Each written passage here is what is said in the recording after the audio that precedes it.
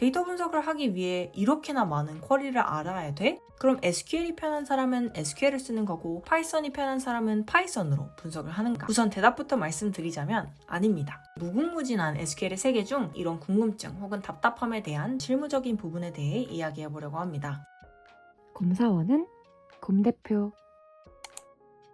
안녕하세요. 검사원은 곰대표의 핑거입니다. 바로 직전 영상에서 똥곰이가 기획자가 실무에서 SQL을 사용하는 방법에 대한 이야기를 드렸는데요. 혹시 아직 관계형 데이터베이스나 DBMS, SQL이 무엇인지 잘 모르신다면 오른쪽 상단에 나오는 기초 개념 영상을 먼저 보고 오시는 걸 추천드립니다. 오늘은 데이터 분석가, 데이터 사이언티스트 등의 데이터 직군에서 SQL을 어떻게 사용하는지에 대한 실무적인 부분에 대해 이야기해 보려고 합니다. 그럼 바로 시작하겠습니다.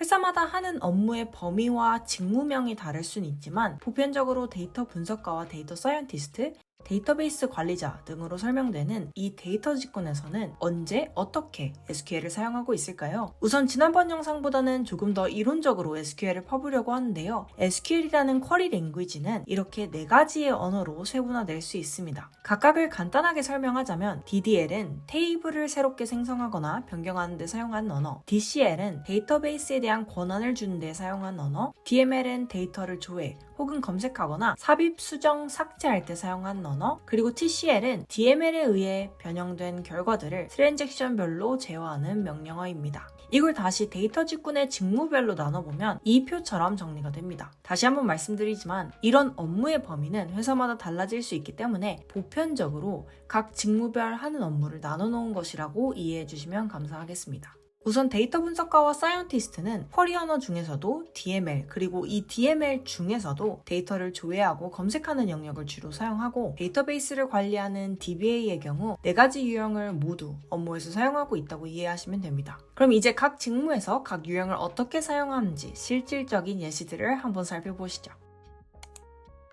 우선 데이터 분석가와 사이언티스트는 말씀드린 것처럼 DML이라고 불리는 데이터 조작 언어를 주로 사용하고 이 중에서도 특히 이 데이터 조회와 검색에 관련된 쿼리를 사용합니다. 우선 데이터 조회 그리고 검색에 대한 이야기를 하기에 앞서 그와 반대되는 개념인 데이터 삽입, 수정, 삭제에 대해 먼저 짚고 넘어가려고 합니다. 데이터 삽입, 수정, 삭제 명령어는 말 그대로 DBMS에 있는 데이터를 변경한다는 의미입니다. 가령 이렇게 데이터가 있는 경우 만일 2022년도가 지나고 2023년도가 된다면 해가 바뀌었으니 나이에 1씩 더해줘야 할 것입니다. 이때 업데이트를 이용해서 나이를 변경해주거나 인서트를 통해 이렇게 새로운 행을 추가할 수도 있을 겁니다. 하지만 전사적으로 접근 가능한 이 데이터베이스 속 정보들을 아무나 접근하고 변경한다면 안 되겠죠? 어느 누군가 잘못 데이터를 변경할지도 혹은 정말 심각한 경우 소중한 자산인 데이터를 삭제해버릴지도 모르는 거니까요. 그래서 데이터를 삽입, 수정, 삭제하는 업무는 데이터 분석가나 사이언티스트에게 주어지지 않고 전문적으로 데이터베이스를 관리하는 DBA가 이 업무를 담당하게 됩니다. 반면 앞서 말씀드린 데이터 조회와 검색은 직접적으로 데이터나 테이블을 변경하지 않고 말 그대로 데이터를 조회해서 분석하는 용도로 쓰이기 때문에 데이터 분석가나 사이언티스트는 물론 비데이터 직군에서도 자유롭게 사용할 수 있는 업무들입니다. 똥꼬미가 바로 지난 영상에서 비데이터 직군이 SQL을 사용하는 방법으로 소개했던 내용들이 모두 이 데이터 조회와 검색이라는 부분에 대한 내용들이었습니다. 가령 앞서 말씀드린 테이블에서 연봉이 3천이 넘는 사람을 찾아라. 연봉 3천이 남는 사람의 수를 성별로 정리해라. 직업이 회사원인 사람들의 나이 분포는 어떻게 되는가 등에 대한 다양한 질문들을 하고 이에 대한 데이터를 분석해 볼 수 있는 것입니다. 설명드린 예시가 다소 간단하긴 하나 실무에서는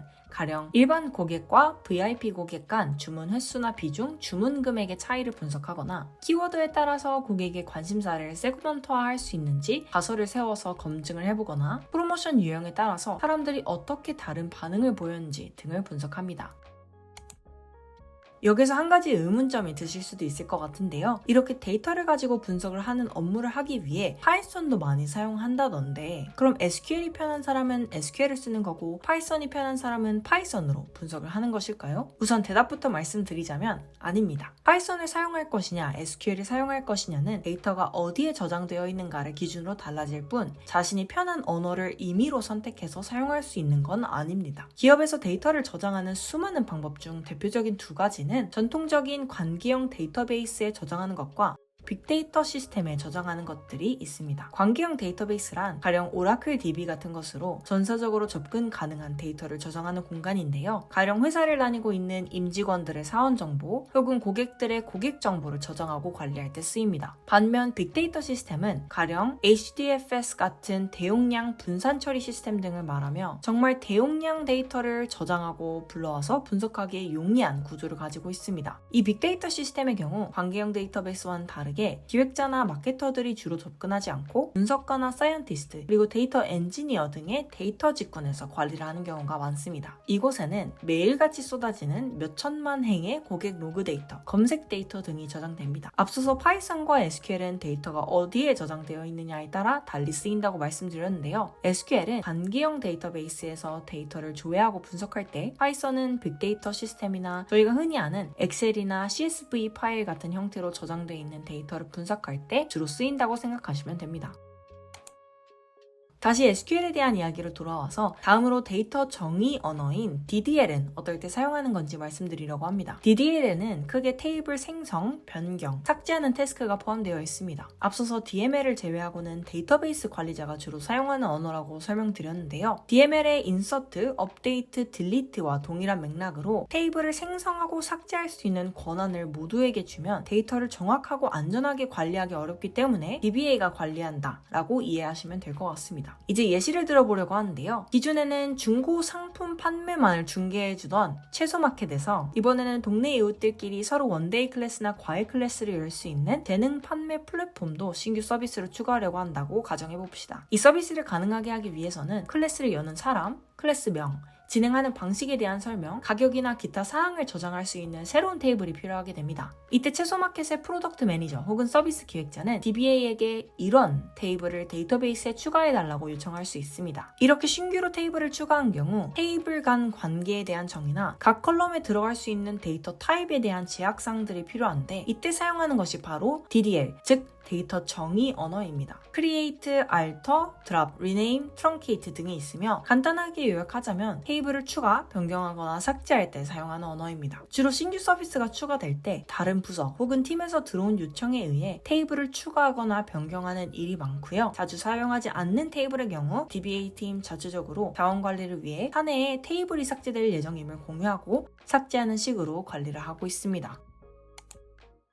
그 다음은 데이터 제어 언어, DCL입니다. 이건 말 그대로 데이터베이스와 테이블에 대한 권한을 관리하는 언어인데요. 가령 고객 개인정보처럼 민감한 정보를 담고 있는 테이블이 있다고 가정해봅시다. 민감한 데이터는 컬럼 값을 미리 암호화한 걸 넘어서 회사 내 특정 팀에만 테이블에 대한 접근 권한을 줄 수도 있는데요. 가령 CRM 마케터가 신규 프로모션을 진행하기 위해 고객 세그멘테이션을 진행하고 싶어서 고객 정보 테이블에 접근하고 싶다고 가정해봅시다. 이런 경우 이 마케터 혹은 담당자들에게 테이블에 접근할 수 있는 권한을 별도로 줄 수 있는데 이때 사용하는 것이 바로 DCL입니다. 딱 필요한 경우에만 데이터에 대한 접근을 허락함으로써 데이터를 안전하게 보호할 수 있는 것이죠.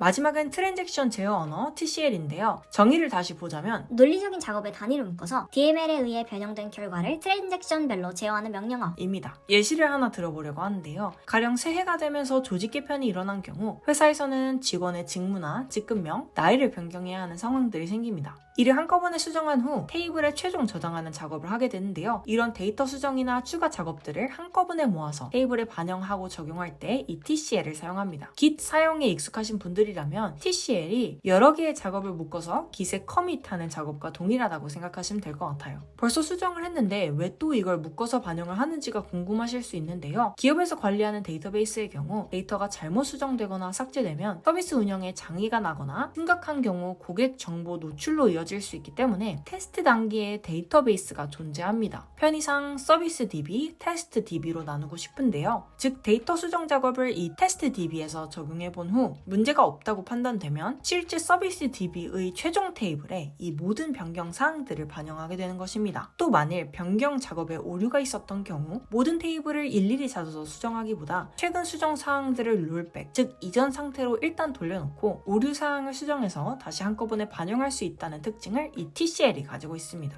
이 또한 기본적으로는 테이블 내 데이터를 조작하고 변경하는 작업이기 때문에 데이터베이스 관리자들만 진행하는 작업인 점 기억해주세요. 오늘은 이렇게 데이터 직군인 데이터 분석가, 사이언티스트, 그리고 데이터베이스 관리자가 SQL을 실무에서 어떻게 활용하고 있는지 예시와 함께 설명드려 보았는데요. 혹시 SQL의 사용법에 대해서 전체적인 그림이 그려지실까요? SQLD란 자격증 시험을 한 번이라도 준비해 보셨거나 SQL 책을 독학하셨던 분들, 혹은 데이터 분석가에게 SQL이 중요하다 라는 말을 들어본 분들 중 이렇게 직무별로 필수로 알아야 하는 쿼리와 아닌 쿼리를 구분하기가 어려워서 데이터 분석을 하기 위해 이렇게나 많은 쿼리를 알아야 돼? 라는 막막함을 느꼈던 분들이 주변에 꽤 있었던 것 같아요. 하지만 이 무궁무진한 SQL의 세계 중 직무별로 더 필요한 부분이 있고 상황별로는 더 많이 쓰이는 쿼리문들이 분명 있으니 오늘의 영상이 이런 궁금증 혹은 답답함에 대한 작은 해답이 되었기를 바라봅니다. 혹시 추가로 궁금하신 부분이 있다면 언제든 댓글 부탁드리고요. 앞으로 더 보고 싶은 내용의 영상이 있으시다면 댓글로 아이디어 많이 나눠주세요. 알찬 영상으로 또 준비를 해보도록 하겠습니다. 오늘 영상이 좋으셨거나 앞으로의 영상들이 기대되신다면 좋아요와 구독, 알림 설정까지 부탁드립니다. 저희가 영상을 만드는데 큰 힘이 됩니다. 감사합니다. 지금까지 핑곰이었습니다. 안녕.